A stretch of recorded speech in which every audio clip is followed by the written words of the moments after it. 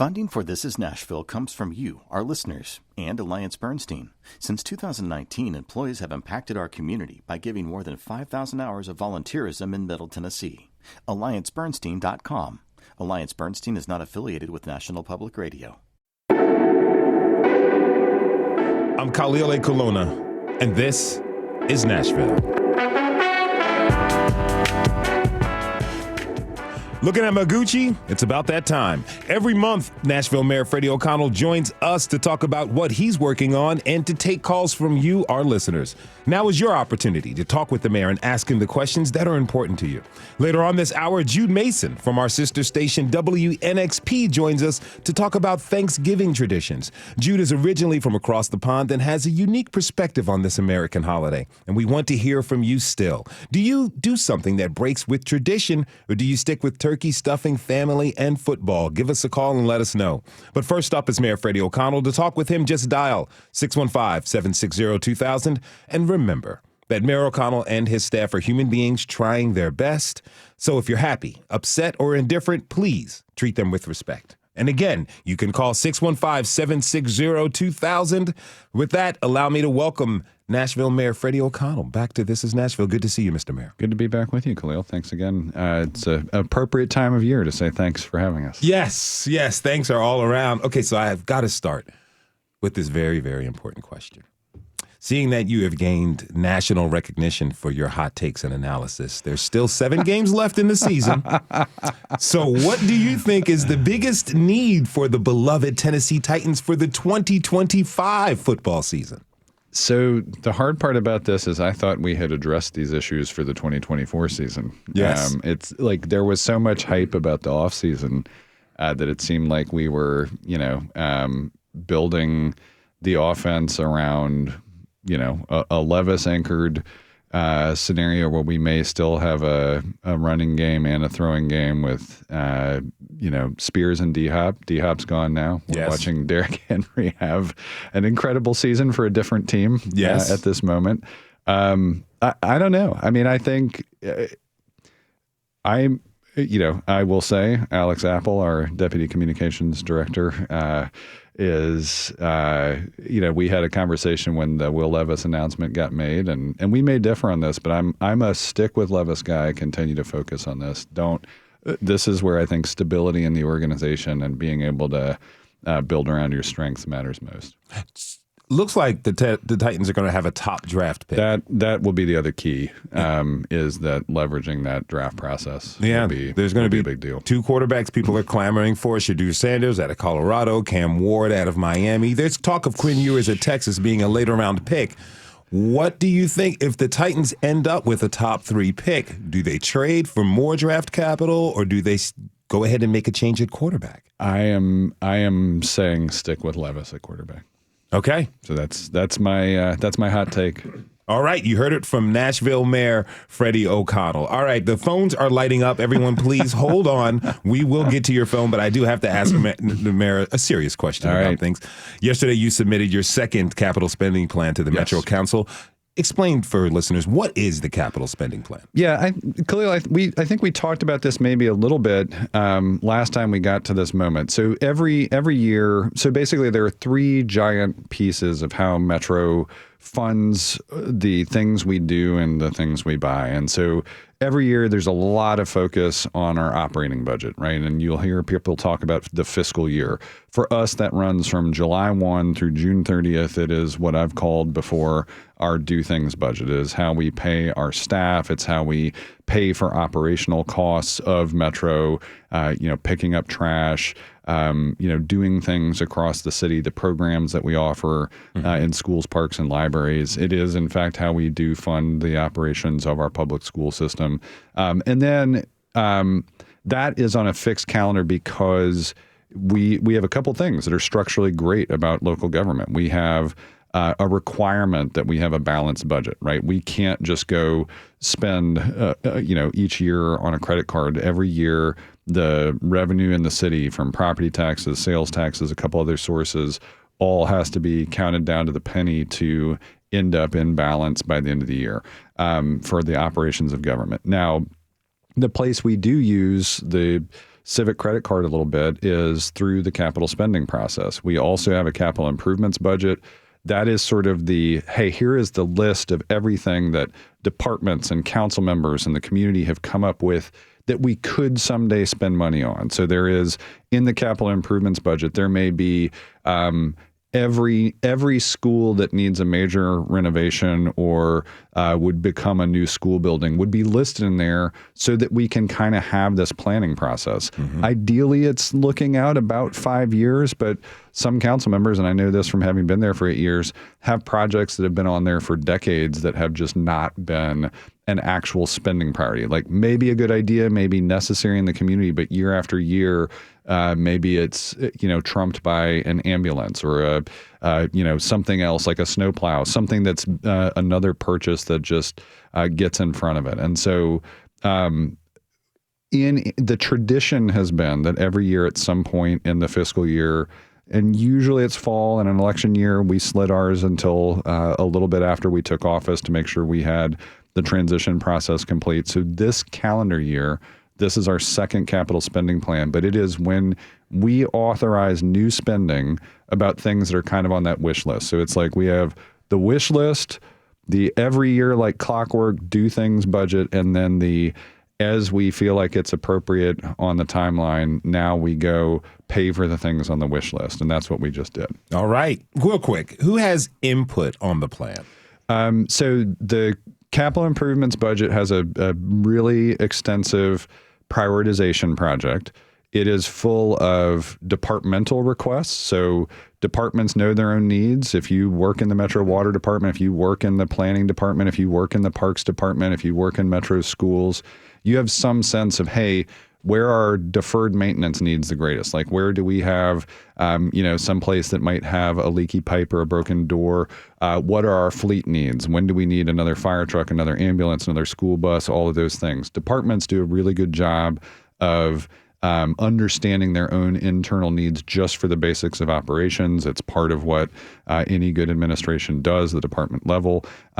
Council members know their communities best. When I was on the Metro Council, the first year I got elected, I had been out across my entire council district talking to residents, voters, businesses about needs. And sometimes that differs, and that's okay. It's actually important. We had a good conversation with a council member in this cycle, several council members in this cycle, about things they saw on the ground that maybe weren't matched up exactly against department priorities. And then, of course, we hear directly from the community. We knew that the community at Glencliff High School had highlighted some very specific, nearly desperate needs for capital there. So we went out and had a great community conversation at the school, went back several times. It was clear these needs were persisting, and so we made a point of highlighting Glencliff here. This capital spending plan is a little more interesting because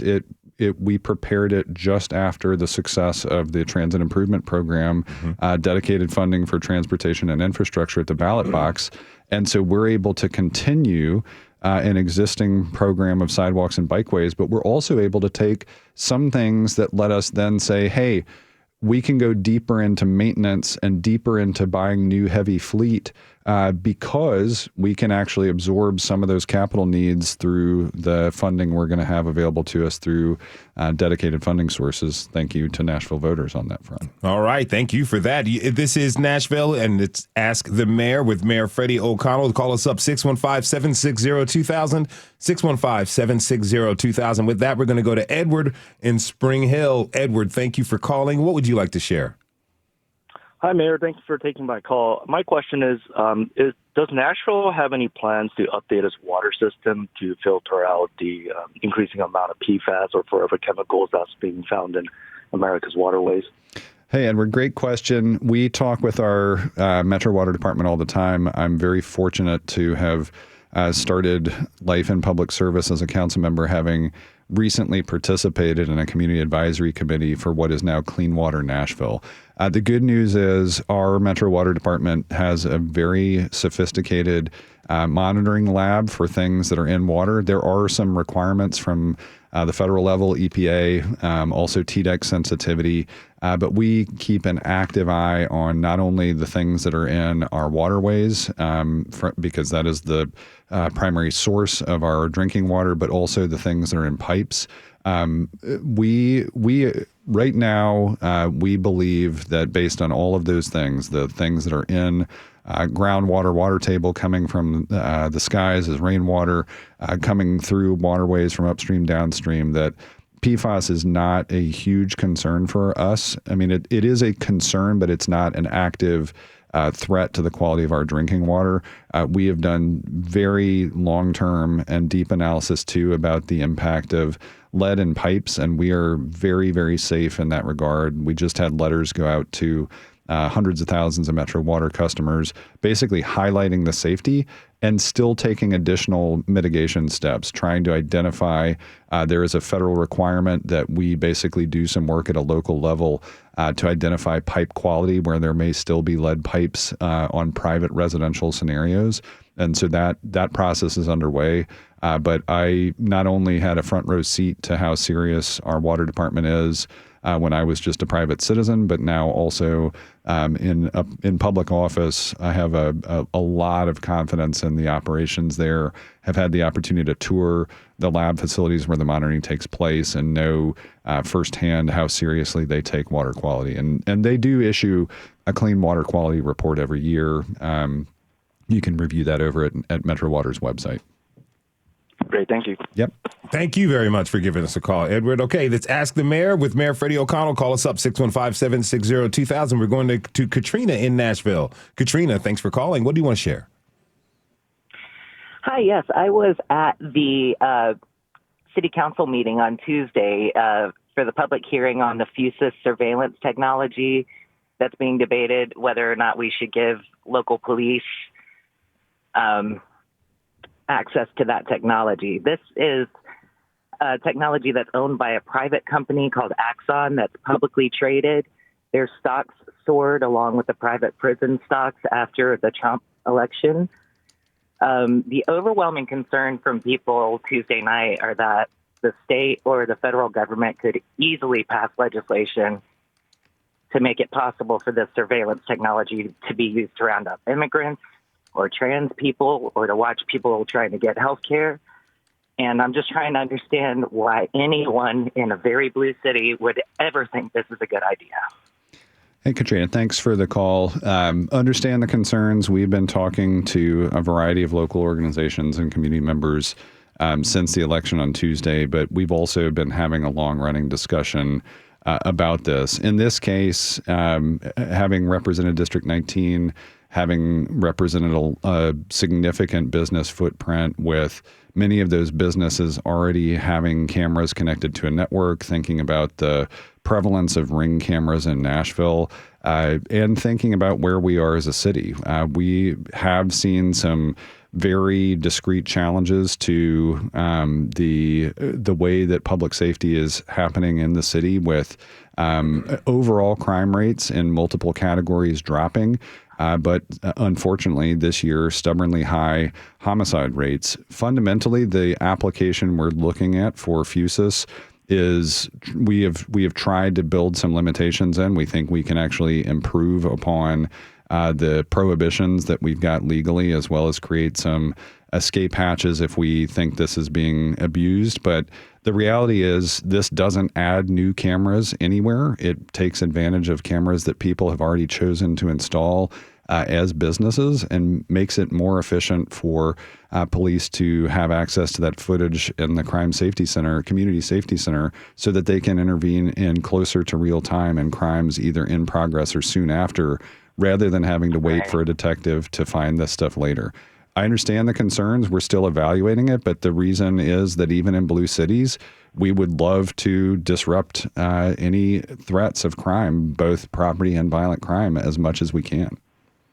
Right, but trust in our local police is at an all-time low. We have 13 officers that definitely committed sexual harassment, and two of them lost vacation days.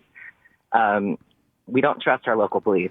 I would say that from a broad perspective, I understand. I'm hearing that you don't trust the police, but actually, in terms of overall public trust in the police, people in the city do not trust I know that those numbers show up, but the large, strong majority of Nashvillians do, in fact, both trust our police department and Chief Drake.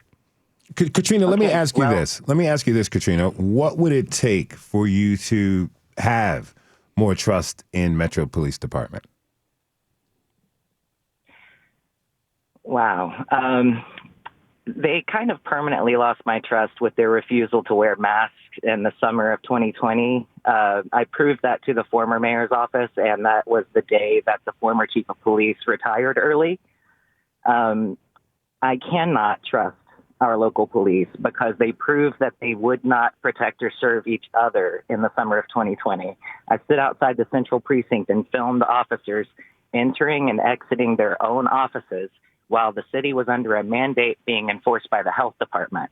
I called to get someone to enforce it on the police. The health department told me that they could not enforce that. Chief Drake, I received an email from the mayor's office saying that Chief Drake had ordered all officers to wear face masks. I continued to film them refusing to wear face masks everywhere I saw them in the city for the next 3 months. So I will never trust this police department. Katrina again. may never trust our police, but I'm still masking. They never did. I will say that even if Katrina isn't going to trust our local police, one thing that just happened yesterday that I hope is a huge step forward in both the process of a successful delivery of accountability and ultimately trust and confidence in what we do is we now have something we committed to early on, a fully signed by all parties memorandum of understanding between the Community Review Board and the Metro Nashville Police Department. Chief Drake, our Department of Law Director, Wally Dietz, and Director Fitchard from the Community Review Board all now have a legal memorandum of understanding that determines the roles that those two departments will play with each other. We've increased the independence of legal counsel for the Community Review Board, both as they went through this process, but on an ongoing basis. And I know that the department has clearly lost Katrina's trust, but they still have broad trust in the community, and we think we can strengthen that further with this important step. Katrina, we really appreciate you calling and sharing your perspective with us. Again, really appreciate that. Have a good day, okay? All right, we're moving on to Scott in West Nashville. Scott, what would you like to share with us, my friend? Well, I just paid my property taxes, and I'm happy to do so, but I noticed that service to the debt is about a quarter of it. And I wish you could pay that down before you take out any more bonds. That's my comment. My question is there a line item in the budget for the gym out here at West Park? I'll take my answer. Yeah, no, good question. So one operating budget question, one capital budget question.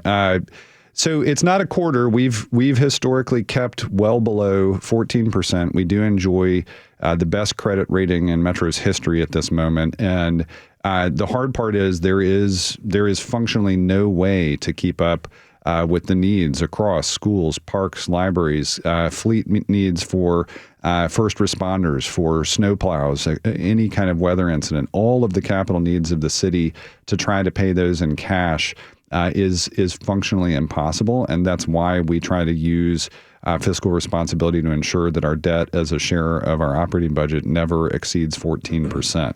Even with this capital spending plan, it doesn't. We're constantly monitoring that to make sure that debt is not a burdensome part of the budget. It's a tough part about how we pay for growth in a low revenue environment. Tennessee is 50th per capita in terms of overall tax burden, and across peer cities, we actually have one of the lower overall property tax rates. So we are trying to have a high performance government in a low revenue environment, and that means that paying for all of our capital needs with cash only is functionally impossible. As for West Park, I'd have to go look up what the gym needs are there and see where that was on the priority list for Metro Parks.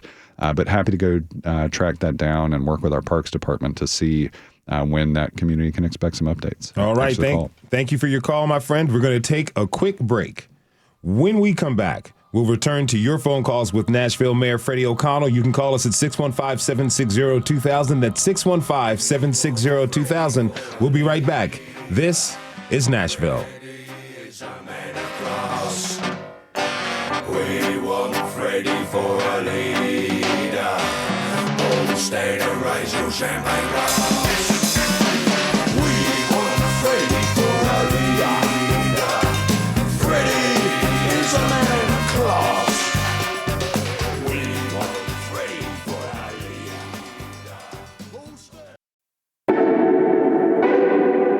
leader. I'm Khalil Ekulona, and this is Nashville. It is Thursday. That means Mayor Freddie O'Connell is in the studio to take your calls and to hear from you. To talk with the mayor, call us at 615-760-2000. That's 615-760-2000. Jennifer out there in Dixon, Tennessee, we will be coming to your call shortly, but I do have to start with this. Now, Mr. Mayor, Nashville voters have improved the transit referendum, and we can expect to see a half-cent tax raise increase in our receipts in February. Nashville Organized for Action and Hope, a local advocacy group that works against systemic inequities, is urging the city to offset the additional cost to customers by reducing the grocery sales tax. Is this something that the city can do without the state's overruling this city's decision? There we go. There we go. Yes. As of this year, we actually have some new state-enabled legislation that lets us consider doing that. A few years ago, 2017, the state actually themselves already reduced grocery taxes below where they were previously. So already grocery taxes are lower than the general sales tax rate. I'm not sure many Nashvillians know that happened back then, but we already had a structural offset to our sales tax thanks to the state. There have been a couple of different approaches to this that state legislators have reviewed.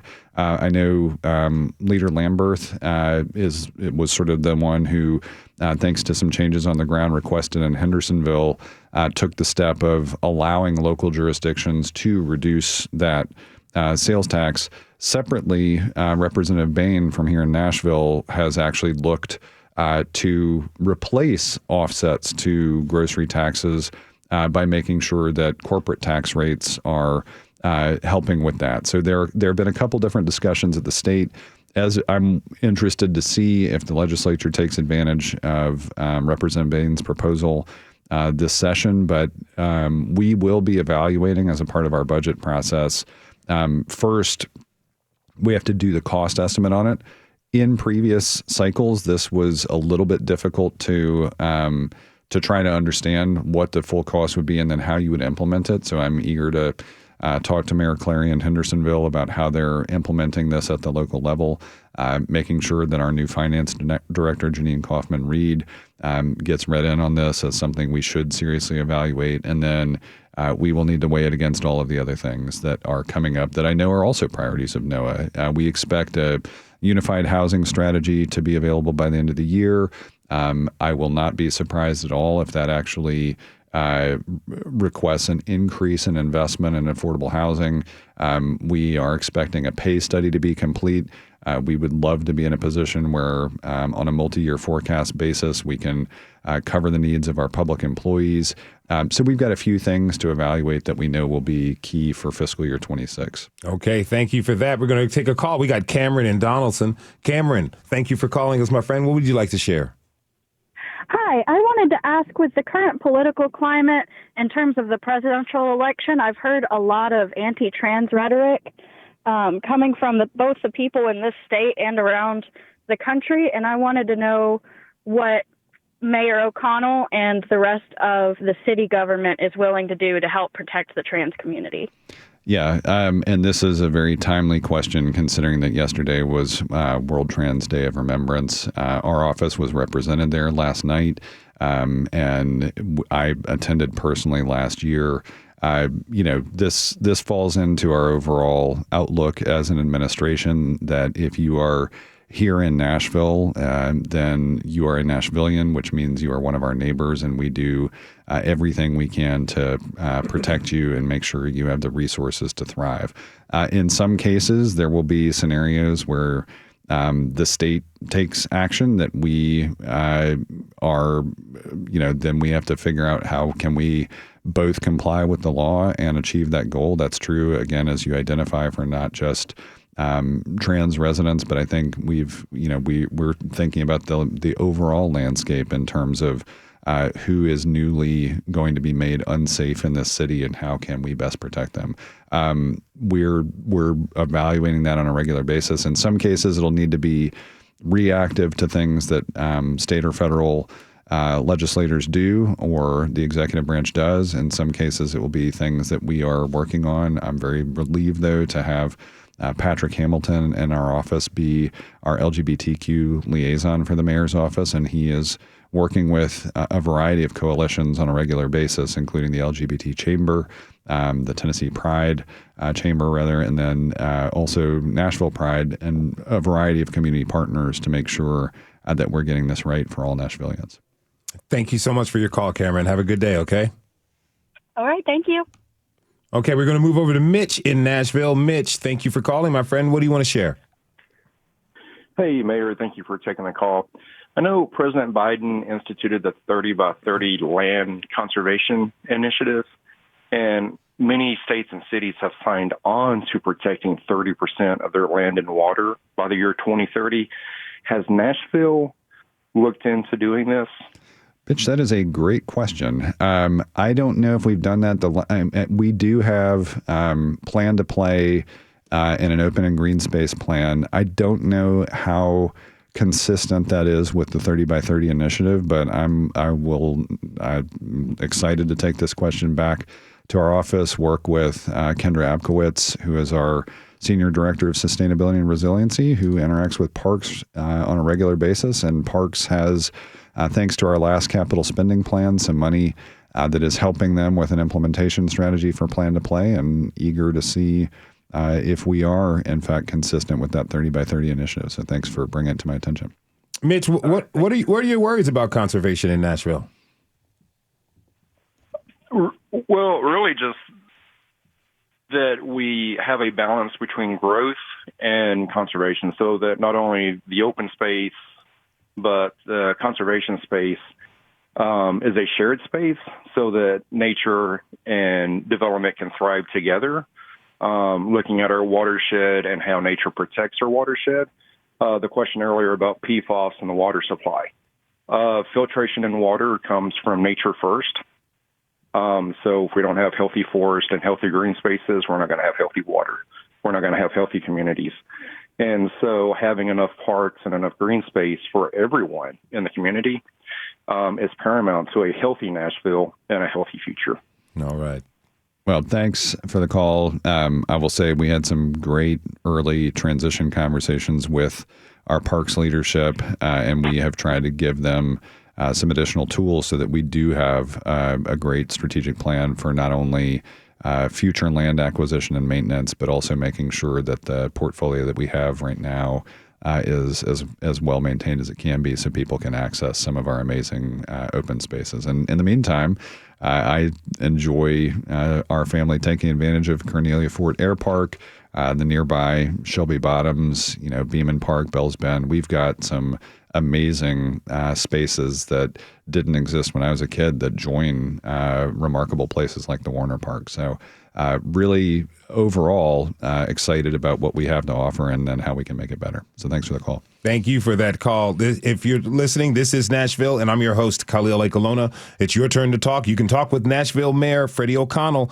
about what's on your mind. You can call up at 615-760-2000, 615-760-2000. And if you do call, the phones are lighting up, so please be a little bit patient. Now, Mr. Mayor, I got to ask you, on Saturday, several people were arrested downtown by Tennessee Highway Patrol troopers for camping on state property. The grounds for arrest that they were in violation of a 2022 state law. Governor Lee let that bill become law, but he even had some reservations about unintended consequences for the homeless community. How often, two questions for you, how often do these arrests occur, and what is the policy for camping on city property? Well, unfortunately, the state law, as I understand it, meant any public land, not just state land. And so THP can act not just on Legislative Plaza, but I believe they would have the authority to act at places like Riverfront Park or other places. I just found out more of the details about these arrests, but I mean, I think as a former member of our Homelessness Planning Council, as somebody who has worked on things that, trying to keep projects like the Strobel House alive.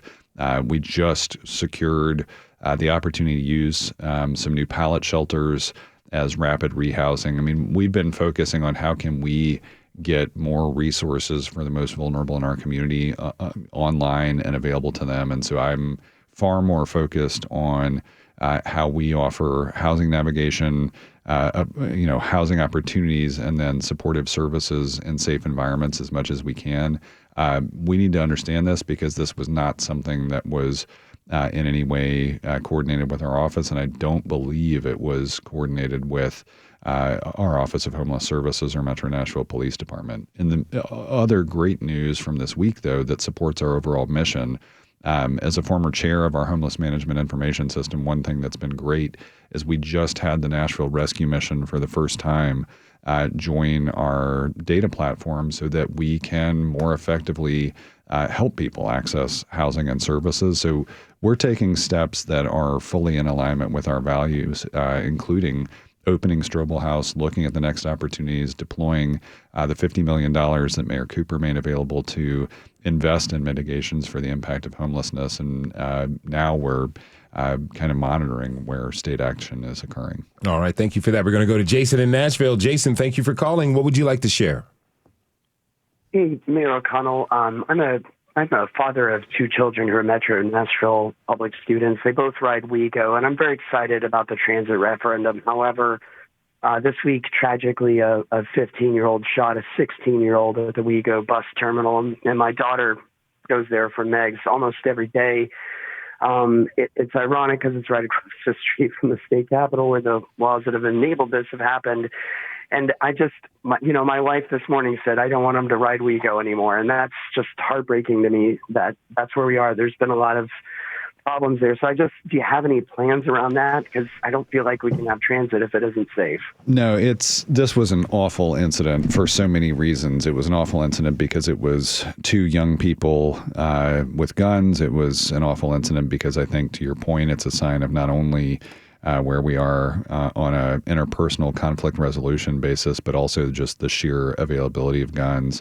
It was awful because of its proximity to transit, which we know many people take advantage of now that we have fare-free transit available to all middle, high school, and faculty and staff within Metro schools. It's such an important resource to so many families. And of course, our goal and our mission is to ensure that not only the facilities, but the trips and everything about accessing the trips is also safe.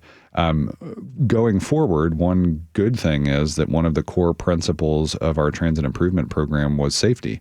This means not only things like just sheer availability of infrastructure, safer intersections, and those kinds of things, but it also means better lighting, more sheltered bus stops, and personnel and technology to improve safety in some of these locations. We are awaiting the final report that is a joint project of the Metro Nashville Police Department and WeGo that should give us a clear blueprint for how we implement the transit-based safety elements that we wanted to have as a key part of our transit improvement program. So ideally, good news to come. And, again, it's like you. I mean, it's just a horrifying event. Our two girls are in public schools, and we want them and us as a family to be safe riding transit. I will say I have a long history personally of being a transit user. I continue to plan to use it, but our objective has to be to ensure that the entire system is safe for everybody who's riding. Thank you very much for your call, Jason. Really appreciate it. All right, we're going to go to Larry in North Nashville. Larry, what would you like to share with us, my friend? Yes, good morning. I would like to know why the mayor is so averse to the LPR cameras in the Brick Church Pike area. I'm a resident in this area, and I've noticed the crime and stuff in this area. It's like, boom, seems like it is just shifted into this area. I overheard a report this morning on the Haystack Network. They were saying the 37207 area code, crime has risen so high, it's terrible out here. And we seldom see any law enforcement around in this area. Just want to know, like to have some comments on that, please. Well, certainly hate to hear that you don't feel like the law enforcement presence is there. We have steadily increased our headcount at the Metro Nashville Police Department en route to having our 9th precinct open. That will be in Southeast Nashville, but it will also enable more patrols. I know Chief Drake has just made some significant revisions to the shift structure within the Metro Nashville Police Department that should allow actually more citywide patrols. So we do have a combination of personnel out there. And I'm not averse to LPRs. I'm trying to do what we have done since taking office, which is understand where community concerns are. We had a variety of community groups express concerns that I didn't feel like had been successfully incorporated into our existing policy. We're trying to revise that, but I will say this recent election has clearly impacted the public safety conversation that's happening in our Metro Council. You might have heard earlier on this episode even somebody talking about reluctance to move forward with FUSIS, LPRs being another surveillance-based technology. I think this is going to be an incredibly difficult conversation in the Metro Council, even if we feel like in the mayor's office and with our partners at the Metro Nashville Police Department, we have resolved as many concerns as we can about this. But we are still trying to advance this in a way that addresses the many community concerns that are making it a difficult public conversation. Larry, I really appreciate your call. Thank you for calling, my friend. Thank you. All right. We want to thank Mayor Freddie O'Connell for coming by and taking your calls. Very important calls at that.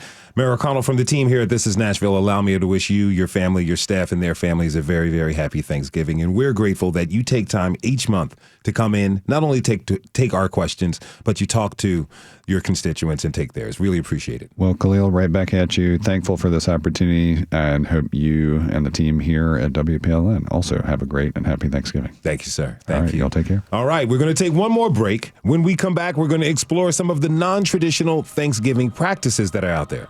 Not everyone eats turkey for the holiday. What do you do in Thanksgiving that's a little bit different? Call us at 615-760-2000. We'll be right back. We want Freddie for a leader. All the state and raise your champagne glass. We want Freddie for a leader. Freddie is a man of class.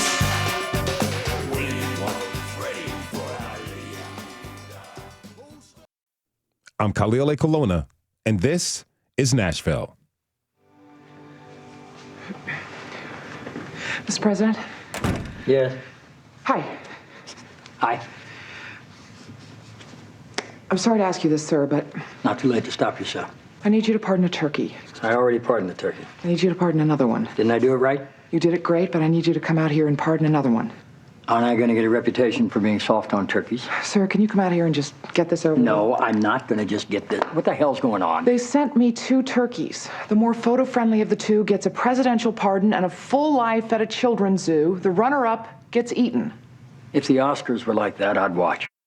And we're back. That was, of course, a clip from the Thanksgiving episode of the beloved TV show, The West Wing. Today is your turn to talk, and we want to hear from you. What are your Thanksgiving Day traditions? Do you do something that breaks with tradition, or do you stick with turkey, stuffing, family, and football? One family we know just eats breakfast cereal all day, and we want to hear from you. So give us a call, 615-760-2000, with all the details. And for this, I'd like to introduce my guest. Jude Mason is a multi-award-winning radio producer and presenter and audiobook narrator. She spent 12 years at BBC Radio 1 and BBC Radio 6 before relocating full-time to Music City back in 2008. And now she's the midday host at our sister station, WNXP. Jude Mason. Hey, Khalil. Welcome back. Thank you for having me back. It's nice to be here. Really great to have you here. And, you know, we want to hear from all of you about your funny or quirky Thanksgiving traditions. Again, so call us up, 615-760-2000. All right, Jude, you know, in the United States, we're taught from a very young age that Thanksgiving is to be celebrated, to honor the harvest feast shared by English colonists of Plymouth, also known as the Pilgrims, and the native people who were here. You moved here from England. I did. How was the story of Thanksgiving taught to you, if at all? It was not. Okay. No, I mean, the first time I celebrated Thanksgiving in the USA was 1999. I was over here visiting one of my very good friends. Shout out to Sarah Dark and David Dark. And David and I drove up to Sarah's house in Detroit for Thanksgiving. And I remember being like, wait, so it's just Christmas with no presents on a Thursday in November? And they were like, yeah, pretty much. So I remember them saying, hey, do you want to call your family? And I was like, okay. So I called my family. They were like, hi, what's going on? It's just the Thursday in November. So, no, we always celebrated harvest, but the Harvest Festival is something that you would do at school, people do at church. You know, you sing for the beauty of the world and you sing all things bright and beautiful and bring in tinned vegetables to give to a food bank. That's it. Okay. So what we were taught about American Thanksgiving was that the Pilgrims came over and hoodwinked the Native Americans and gave them smallpox blankets and a turkey. Okay. Yeah, that's what a lot of people know. Yeah. Interesting. All right. We asked our listeners to leave us a voicemail about the unique ways they celebrate this holiday. Kathy Link left us a voicemail to say they celebrate with family and friends the night before on Thanksgiving Eve. Let's listen. This is Kathy Link and Kirby Pate, and our family does something very non-traditional for Thanksgiving. We have a large family that's a blended family, and we invite all of our family members and friends for Thanksgiving Eve, the Link Pate dinner and a movie. So we take everybody out to eat for a very non-traditional meal, and we pick a movie, and we all go see a movie. And that's what we do for our Thanksgiving. Thank you for calling in, Kathy. Jude, do you have a particular, do you and your family have any particular Thanksgiving traditions now? We do. We go up to my husband's family in Illinois, and it is the one time of the year when the whole family gets together, and I absolutely love it. And it's pretty traditional in terms of pajamas and watching the parade, and particularly with my daughter is really into musical theatre, so if there's ever, they often have Broadway people coming in, and she's really excited for that. Football, people falling asleep in the middle of the afternoon, which is really good. We don't shop as a rule. We don't go to the movies as a rule, even though we have done before. But I think Thanksgiving is great because it's less of the pressure of Christmas. Yes. And because it is non-religious, my mother-in-law is Jewish. So actually there's been some times when Thanksgiving and Hanukkah have crossed over, and then we've been able to kind of celebrate them all together. And that has been just wonderful. We kind of a whole kind of Thanksmaka. Uh-huh. Now your kids are part American, part British. Yes. I wonder if July 4th is a tough day for them. No, not at all. Okay, awesome. I wear my T-shirt that says Happy 4th of July, Ungrateful Colonials, and they just enjoy the fireworks. It's all fine. Awesome. Okay, we got a caller. We got Lauren in Nashville. Lauren, thank you for calling. What are your interesting Thanksgiving traditions? Well, we do the normal stuff, like turkey and pies and all that. But after Thanksgiving every year, we watch Christmas Vacation, and we have watched that every single year since 1989. Wow. So you know the entire, all the words in the script, huh? Oh, yes. Plenty of times I've seen that. But we don't really go shopping either, but I'll tell you what, we will not miss Christmas Vacation. And we usually put the Christmas tree up, too.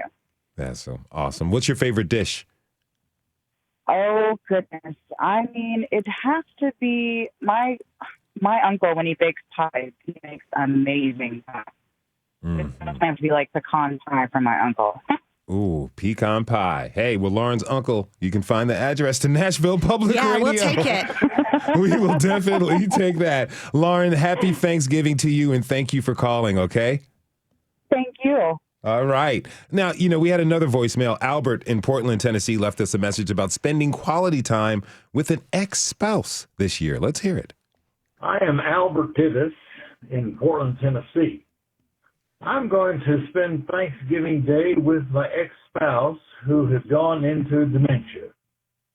She now lives in a comfortable assisted care facility just outside Savannah, Georgia, and I have to push myself to keep up with her when she's walking. She's that healthy. But she still has many happy memories of the past, and it should be a good day. That's beautiful. Thank you so much, Albert. That's sweet, isn't it? That's really sweet. I love that. Yeah. One year, a couple years ago during the pandemic, my housemates and I decided we did not want to cook at all. So instead of the turkey and everything, We got some pretty nice quality steaks from Whole Foods and did that. Had a steak dinner. That was sounds, the best. And I think that's the thing about Thanksgiving. It doesn't really matter what you eat. It's about being together. Yeah. And that it is unique in holidays. It's about celebrating each other. It's about being grateful, originally obviously for harvest and for agricultural stuff, but now people take it as being grateful for what we have in our lives, for food, for friends, for families, for health, and, absent friends, like people who aren't there, who haven't been there before. And I think as long as you gather together, put your phone down, enjoy, lean into each other, it can be a magical time. It can be a truly magical time. We got Charlie B. from Westmead gave us a call and hopes for good grilling weather. Let's listen to that. Hey, this is Charlie B. out here in Westmead where the deer and the chipmunks play. We have a non-traditional Thanksgiving with two of our 4 daughters and 4 of our 6 grandchildren. And we serve steaks that are grilled by the son-in-laws. They're served with all the tater tots you can eat and a big A salad. And everybody seems to really like that. We finish it off with pecan pie, a la mode, if you wish. But we're thankful for family, we're thankful for food, and we pray for good grilling weather. Thank you, Charlie, for giving us a call. It's really cool. But unfortunately, Charlie, I think they're calling for a little rain next Thursday, but a little rain never stopped me for grilling. No, get a big umbrella. That's right. There's nothing more British than barbecuing outside with an umbrella over you. That's right. Khalil, what's your favorite Thanksgiving dish? Whoa. That's tough. I think all of it. I like the flavor, because sometimes in July I want Thanksgiving meal in the middle, so I call it Thanksgiving in July, and I'll make a mini version of the meal. I like the combination of like some sort of string beans, preferably grilled, not casseroled. Mac and cheese, the potatoes and gravy, turkey, and cranberry sauce, and it's a very interesting combination. Yes, it's the traditional cranberry sauce from actual cranberries, but I like that mixed in with the kind you get in the can. With the rings around it? That's absolutely perfect. I think you always want to have 2. I actually have a group text with 3 of us in the group text, and all we do is send each other recipes about cranberry sauce. And it starts like, Mariah Carey comes in, it's time. Like, I think when I found my first packaged thing of cranberries and I sent it to them. And so I'm all about the cranberry sauce. And don't get me started on what Americans call salad. Oh. Like these Thanksgiving sides, and it's this kind of green jello thing. Yeah, no, thank you. I'm sorry, what? That's not a salad. No, I stay away from that desperately. Mayonnaise does not a salad make. No. Okay, so what's your opinion on leftovers? Absolutely.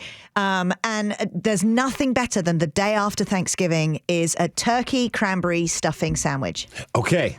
Yes, but it's important on how you stack that sandwich. Yeah, it absolutely is, because it's very critical. I would go turkey stuffing cranberry sauce on the top and then cut it into triangles, as in across, not half, because that helps. It's very British of you, cutting it into triangles. Thank you very much. I'm very proper. I put a layer of mac and cheese on top of that. Almost the entire meal is in a sandwich. It's wonderful. No, I can't add potatoes or mac and cheese to a sandwich. I'll throw a yellow. Okay, yellow flag? Yellow flag. I get that. Christmas decorations, when do you start putting those up? After Thanksgiving. And that is one really brilliant thing about America. In the UK and elsewhere where they don't have this big holiday, like you get past Halloween and boom, it's Christmas. There's nothing to stop you. And I think that Thanksgiving, yes, in the shops, everything's kind of creeping in and some people are putting up Christmas decorations early. But the end of November, having something where we're like, okay, no, let's get through Thanksgiving first before we do that. And I do love that it's a real sea change and you can have Thanksgiving, gratitude, and then go all in on Christmas decorations. That makes sense. That makes a lot of sense. I do want to make sure everybody stays safe because Thanksgiving is definitely a drinking holiday. Yes, and a lot of people driving. So please, please, please put your phones down, concentrate on the road, make sure you're looking where you're going and listening. That's right. And I want to thank you, Jude Mason. Thank you. Our midday host at our sister station, WNXP. Thank you so much for joining us. And Jude, happy Thanksgiving to you and the family, okay? And you. Thank you. Thanks to you for tuning in this hour. This is Nashville as a production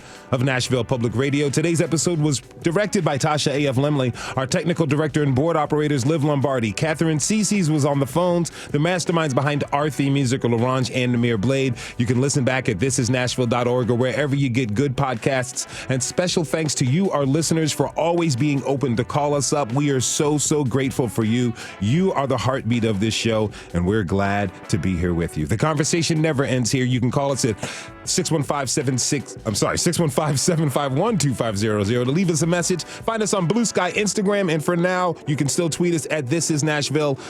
This is Nashville. I'm Khalil Ekolona. We'll see you on Monday, everybody, and be real good to each other.